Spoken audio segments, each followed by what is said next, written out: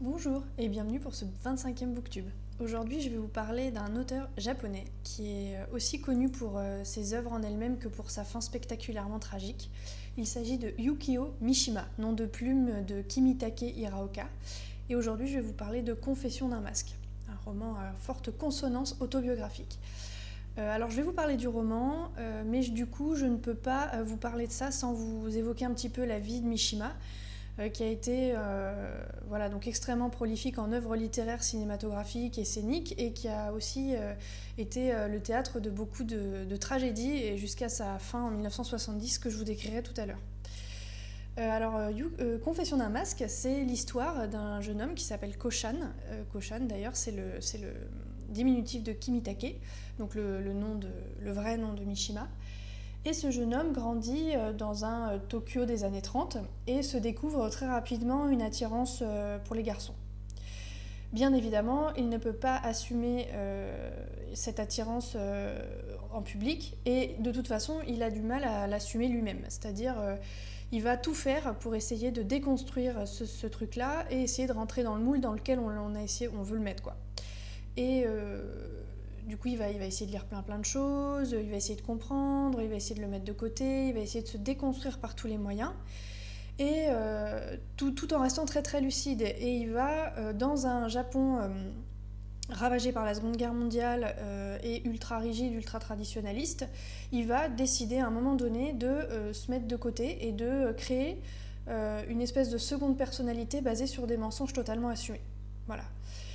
Donc il va aller au lycée, il va essayer de se fondre dans la masse, voilà, en sachant qu'il se rend bien compte que les femmes, pour lui font autant d'effets qu'un manche à balai au niveau attirance sexuelle.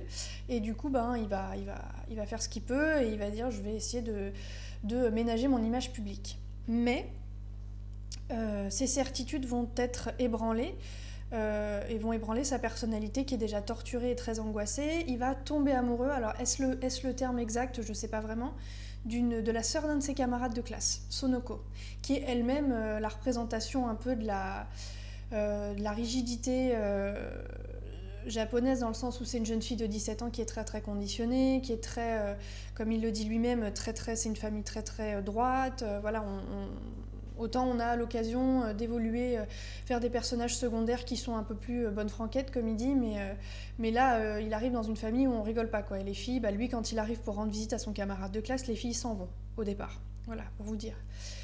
Et en fait, plus qu'amoureux de cette jeune femme, il va dire: à un moment, mon âme, elle appartiendra toujours à Sonoko. Ils vont nouer une relation un petit peu particulière, sans jamais parvenir à communiquer, parce qu'en ayant été conditionnés de façon ultra rigide, comme je le disais, c'est deux personnalités qui n'ont pas appris le langage émotionnel, qui n'ont pas appris le langage des interactions sociales saines, et du coup, ils vont souvent se voir à deux, comme ça, et ils n'ont rien avoir à se dire, enfin, c'est un peu compliqué. Et ils vont bouillonner de l'intérieur. Et lui, il va finalement plus tomber amoureux, il le dit lui-même mot pour mot, de ce qu'elle représente, c'est-à-dire la vie rangée dont il rêve, la plénitude, le bonheur, tout ça. Donc il y a ça en fil conducteur du récit, mais ça serait un peu réducteur de ne réduire justement le roman qu'à cela, étant donné que c'est quand même dans le cadre, comme je vous le disais, de la Seconde Guerre mondiale, donc de la capitulation du Japon, donc de la fin de la Seconde Guerre mondiale et de la fin de la guerre du Pacifique. Voilà. Et cette défaite qui va beaucoup humilier le Japon, très à cheval sur l'honneur, sur la victoire, sur ses forces internes, va beaucoup influencer les jeunes de cette génération.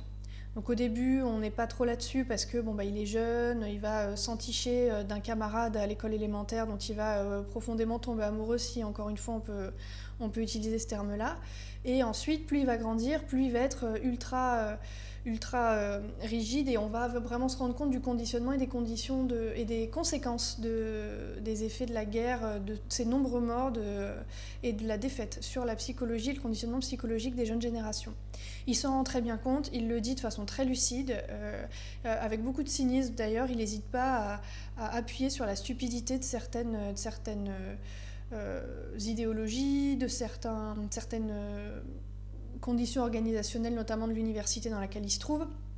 Voilà, il prend pas de pincettes pour taper sur l'absurdité de son sociétal, de son pays, par certains aspects. Et d'ailleurs, donc ce roman est sorti en 1949 au Japon. Et la première traduction qu'on a eue en France, c'était une traduction qui n'était pas calquée sur le texte original, mais qui avait été appuyée par déjà une traduction anglaise. Donc en gros, le traducteur s'était appuyé sur l'américain pour le traduire en français.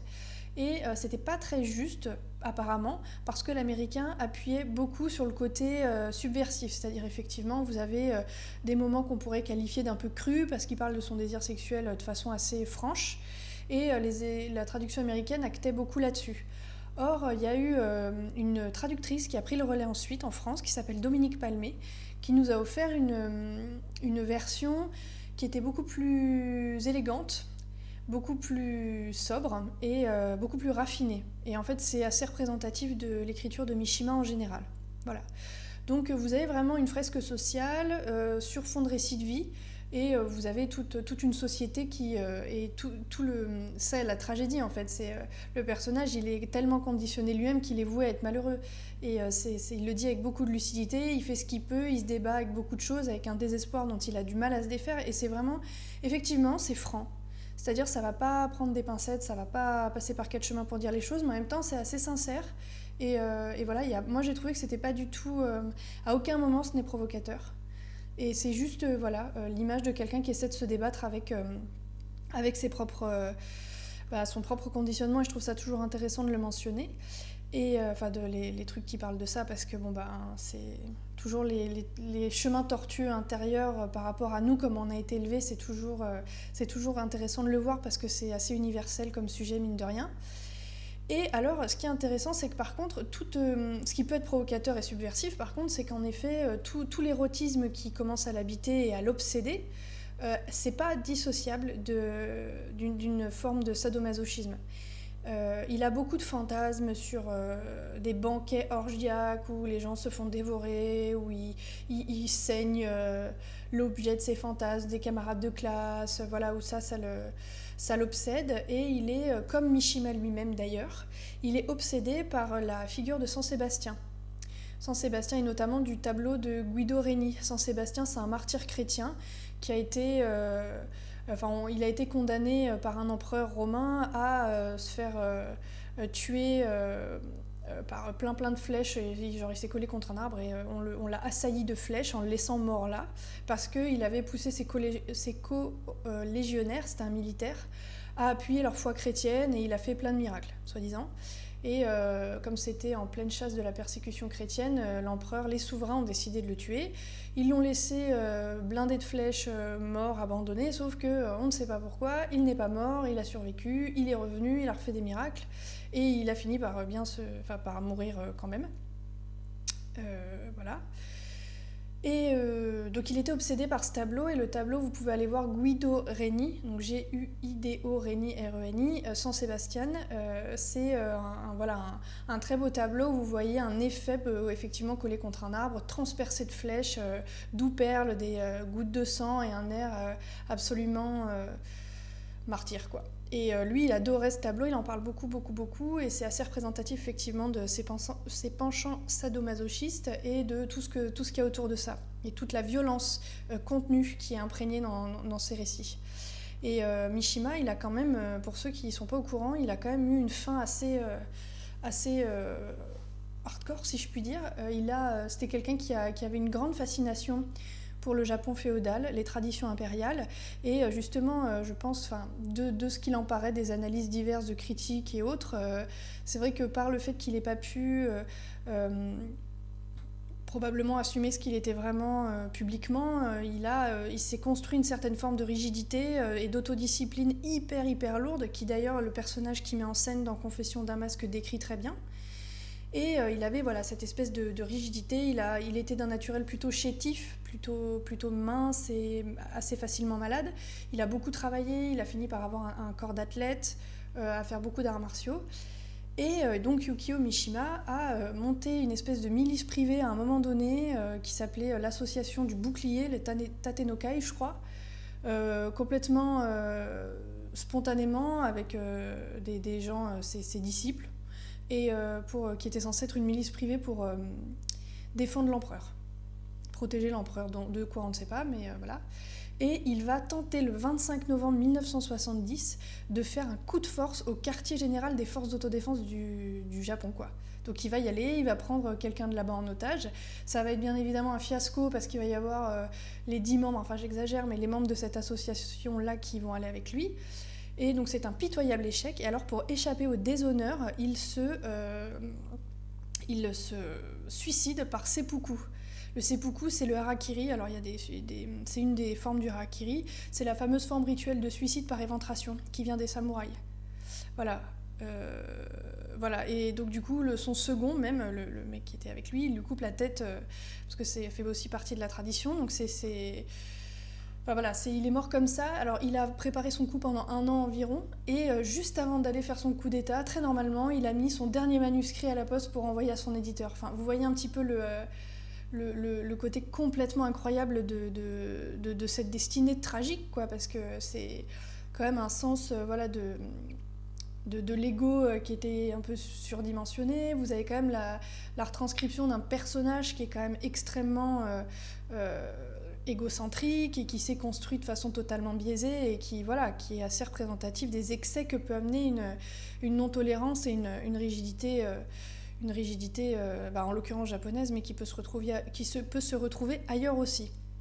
Donc voilà, au-delà de ça, il y a un film qui a été fait dessus, qui est pas mal du tout. Il y a, si jamais vous voulez voir cette fameuse obsession de San Sébastien, il a été pris en photo par un photographe qui s'appelle Eiko Ozoe, et il y a une photo très très connue de lui en noir et blanc où il est de la même façon que le tableau, il est collé et il a plein de flèches qui transpercent le corps, voilà, de façon très sensualisée comme ça.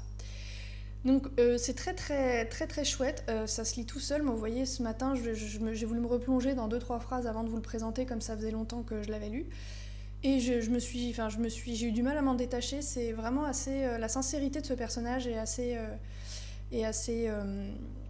touchante, malgré le fait qu'il se construise une personnalité assez méprisable par certains aspects, peut parfois le rendre assez antipathique, mais en même temps on ne peut qu'avoir de l'empathie pour quelqu'un qui vit ça, et voilà. Donc c'était vraiment un de mes grands moments de lecture. Voilà. Donc j'espère que vous avez apprécié, que ça vous donnera envie de le lire, et que voilà, ça ne vous aura pas... que l'histoire de ce monsieur ne vous aura pas un peu dégoûté ou un petit peu empêché d'aller le voir, quoi. Voilà. Et ben je vous souhaite une très bonne fin de journée, et je vous dis à demain pour un nouveau booktube. Au revoir.